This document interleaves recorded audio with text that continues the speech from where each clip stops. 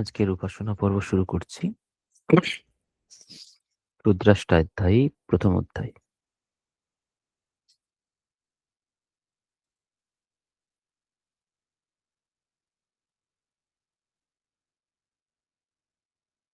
হরিঃ ওম।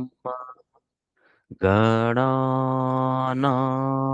ত্বা গণপতিগ্গম হবামহে प्रेयाणां त्वा प्रेयपतिगुं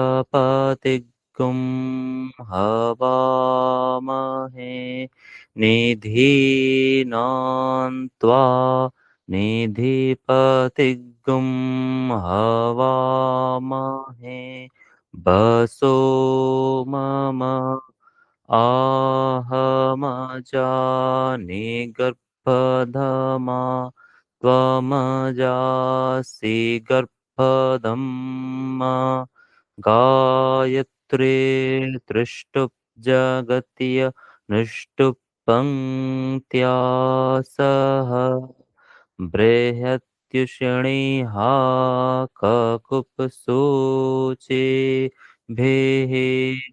शम्यन्तु त्वा द्विपदा जाश्च तुक्पदा स्त्रीपदा जाश्च खट्पदा हा विच्छन्दा जाश्च सच्छन्दाः सूचिभिः शम्यन्तु त्वा सहस्तोमा सह छन्दस आवृतः सह प्रमारेखयः सप्तदैव्याः पूर्वे खां पन्था मनोदृशया अन्वाले धीरे रथियो नरश्मिन्न जज्जाग्रतो दूरमुदैतिदैवन्तदुसुप्तस्य तथैवैति दूरङ्गमन् ज्योतिखान् ज्योतिरेकन् तन्मे मनः शिवसङ्कल्पमस्तु येन कर्मा न्यपसो मनीखिणो जगिये कृण्वन् दिव्येदाथे क्षुधिराः जदपूर्वन् जक्षमन्तः प्रजानां तन्मे मनः शिवसङ्कल्पमस्तु यत्प्रज्ञानमुत चेतो धृतश्च जज्योतिरन्तरमृतं प्रजासु यस्मान्नरेते किञ्चन कर्म क्रियते तन्मे मनः शिवसङ्कल्पमस्तु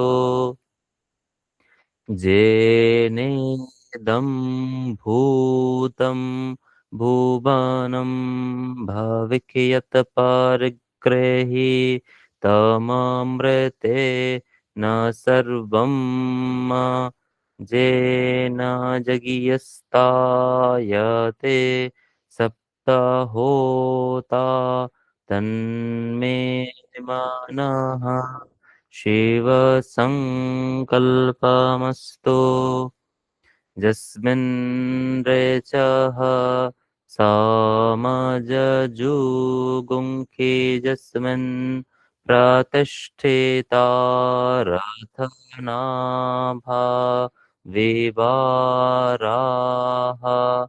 यस्मिंश्चित्तगुं सर्वमोतं प्रजानान्तन्मे मनः शिवसङ्कल्पमस्तु सुखारथिरश्वा निभजन्मनुखियान्ने नीयते भीषुभृपाजिन इव हृत्प्रतिष्ठन् जदजिरन् जविष्ठन् तन्मे मनः शिवसङ्कल्पमस्तु हरिः ओम।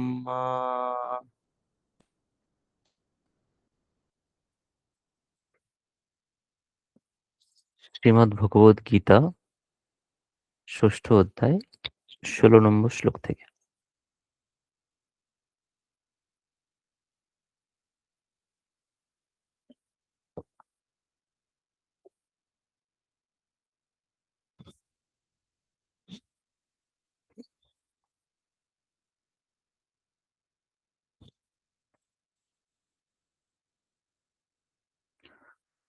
वसुदेवसुतं देवं कंसचाणूरमर्दनं देवकी परमानन्दं कृष्णं वन्दे जगद्गुरुम्।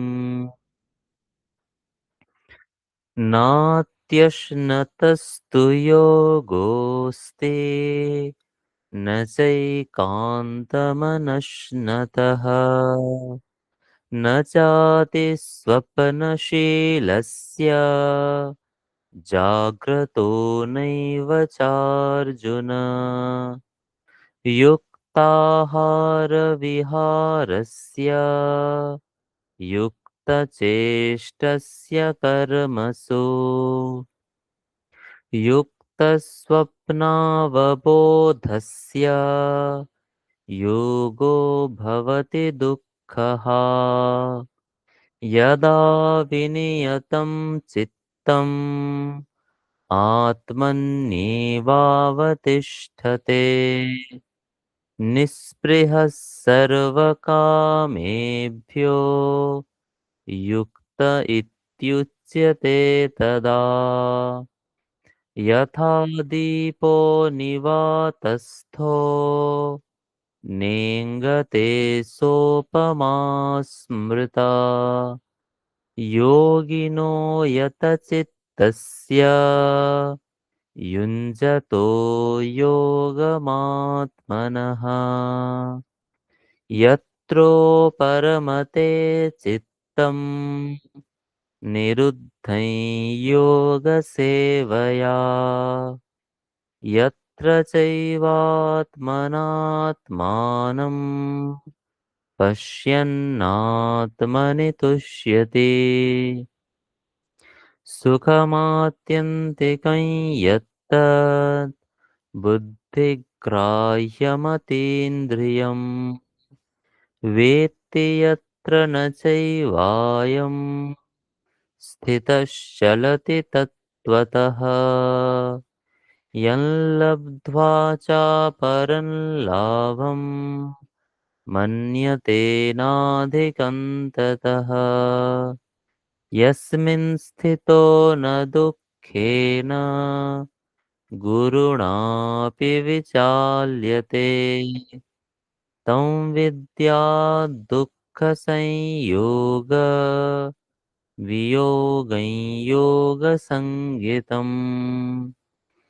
स निश्चयेन योक्तव्यो योगो निर्विण्णचेतसा सङ्कल्पप्रभवान् कामान् त्यक्त्वा सर्वान् शेषतः मनसैवेन्द्रियग्रामं विनियम्य समन्ततः शनैः शनैरुपरमेत् बुद्ध्या धृतिगृहीतया आत्मसंस्थं मनः कृत्वा न किञ्चिदपि चिन्तयेत् यतो यतो निश्चरति मनश्चञ्चलमस्थिरम् ततस्ततो नियम्यैतत् आत्मन्येव वशन्नयेत् प्रशान्तमनसं ह्येनं योगिनं सुखमुत्तमम् उपैति शान्तरजसं ब्रह्मभूतमकल्मषम्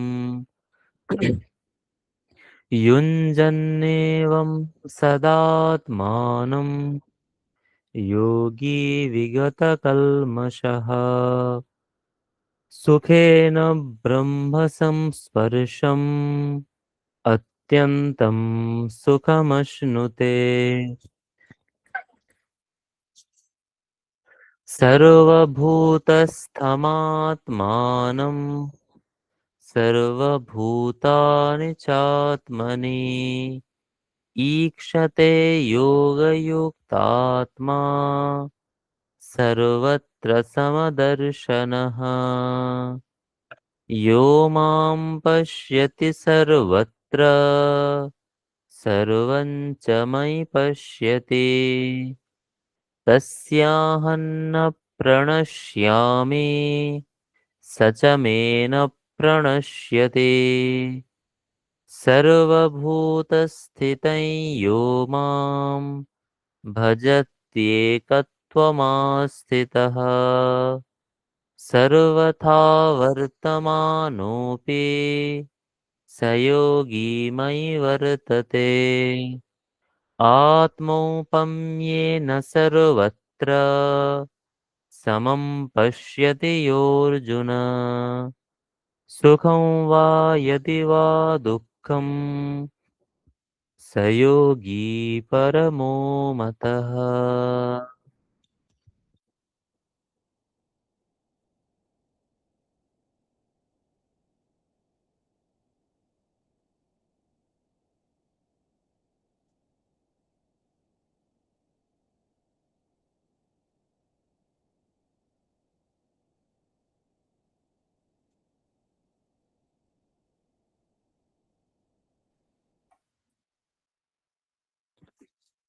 আজকের মনন শ্রীমদ্ ভগবদ গীতা পঞ্চম অধ্যায়ের ৭১ শ্লোক।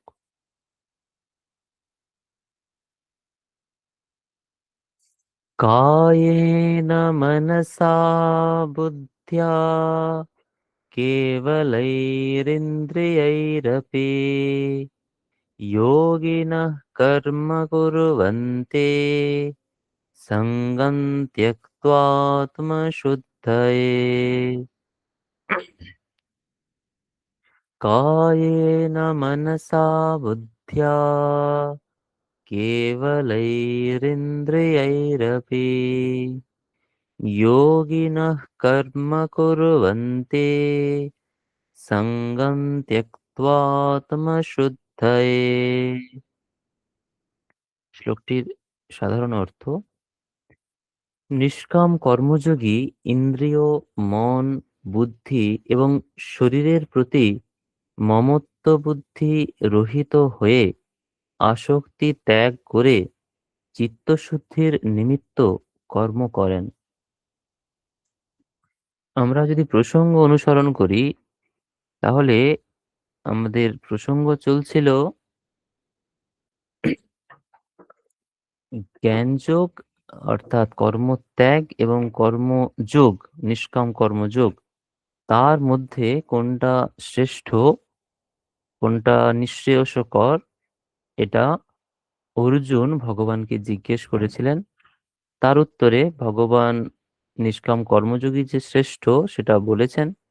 তারপর কেন শ্রেষ্ঠ বা দুটোই সমান, দুটোর ফল একই, আহ এভাবে প্রসঙ্গের অবতারণা হয়েছে এবং শেষের দিকে আমরা যেটা দেখেছিলাম যে যিনি সমস্ত কর্ম ঈশ্বরে অর্পণ করে কাজ করেন, এবং যার মধ্যে কোনো কর্মফলের প্রতি বাসনা নেই, আসক্তি নেই, আমি কর্ম করছি এই ভাব নেই, সঙ্গ ত্যাগ করে এই মমত্ব বোধ ত্যাগ করে যে কর্ম, এই রকম কর্ম হচ্ছে নিষ্কাম কর্ম। কেউ যদি এইভাবে কর্ম করতে পারে, তাহলে সে কখনো কর্মফলের দ্বারা লিপ্ত হবে না।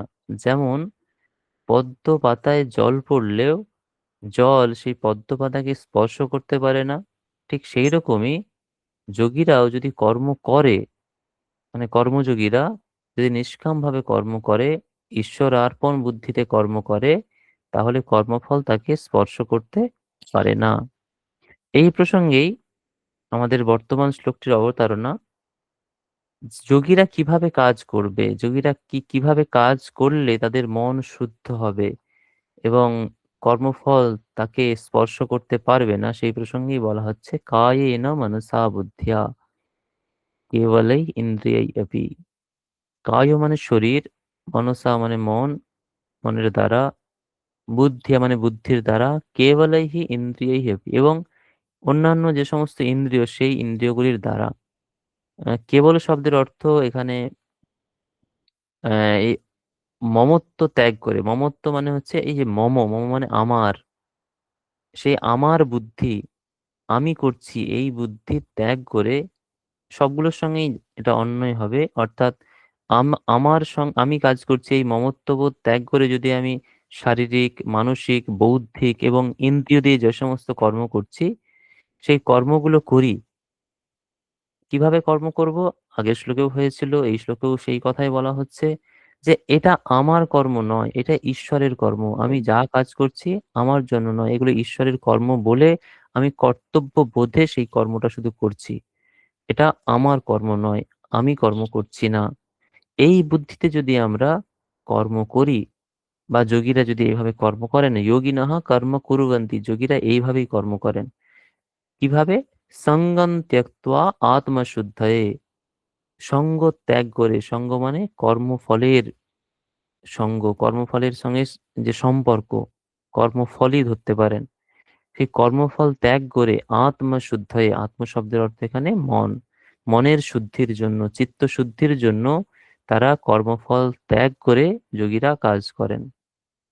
আমরাও যখন আমরা এই যে কাজ করি, আগের দিন আমি বলছিলাম, আমরা যে সমস্ত কাজ করি সকাল থেকে শুরু করে রাত্রি পর্যন্ত, সেই কর্মগুলো যদি আমরা এইভাবে কর্ম করতে পারি, চেষ্টা অন্তত করি, একদিন না এটা হবে না, সম্ভব নয়। নিষ্কাম কর্ম বা চিত্তশুদ্ধি এগুলো এক একটা প্রসেস। মানে একদিনে আমি আজকে বললাম আজকে নিষ্কাম কর্ম করে আমি চিত্তশুদ্ধ করে ফেলবো, এগুলো হয় না। এগুলো দীর্ঘদিন ব্যাপী করতে হবে। মানে আজকে হয়তো চেষ্টা করলাম, কিছু অভিজ্ঞতা লাভ হবে, হয়তো দুঃখ হবে, কষ্ট হবে, তারপর আমার কিছু অভিজ্ঞতা হবে, সেগুলো থেকে আমি আবার কাল শুরু করব, পরশু শুরু করব, এভাবে করতে করতে কয়েক বছর পর হয়তো আপনি রিয়েলাইজ করবেন, অনুভব করবেন যে আপনার মধ্যে নিঃসঙ্গতা অনেক এসেছে। নিঃসঙ্গতা মানে সঙ্গ ত্যাগ, অর্থাৎ আপনি মমত্ব বোধ ত্যাগ করে কর্ম করতে পারছেন। হয়তো যখন আমার আমার এরকম ভাব আসে, তখন আপনাকে মনে মনে বলতে হবে এগুলো ভগবানের কাজ, এগুলো আমার কাজ নয়। ভগবানের কাছে গিয়ে আপনার সমস্যা জানাতে হবে, তাহলে ভগবান পথ দেখাবেন। এইভাবে আমরা যদি কর্ম করি, এবং এই ঈশ্বর অর্পণ বুদ্ধি মানে এগুলো ঈশ্বরের কর্ম, যদি এর থেকে যেই ফলই হোক না কেন, আমার যদি খারাপ ফল হয় বা ভালো ফল হয়, সেগুলো আমার নয়, এগুলো সব ভগবানের অর্পণ যদি আমি করি, ধীরে ধীরে ধীরে ধীরে আমাদের মন শুদ্ধ হবে। এবং সেই শুদ্ধ মন যখন হবে, সেই শুদ্ধ মনই হচ্ছে জ্ঞান, অর্থাৎ আত্মজ্ঞানের জন্য উপযুক্ত। সেই শুদ্ধ মনেই আত্মজ্ঞান হবে, উৎপন্ন হবে, অনুভূত হবে। সুতরাং আমরা যেহেতু যারা সংসারী, তারা কর্মযোগের মাধ্যমে করতে পারি। যারা সন্ন্যাসী তারাও কিন্তু এটা করতে পারেন, কারণ তারা যদি আত্মজ্ঞান লাভ হয়ে যায়, তখন তারা কর্ম করবেন না। কিন্তু যতক্ষণ না আত্মজ্ঞান লাভ হচ্ছে, ততক্ষণ তাদেরকে, সংসারী হোক বা সন্ন্যাসী হোক, সকলকে এই কর্মের মধ্য দিয়ে যেতে হয়।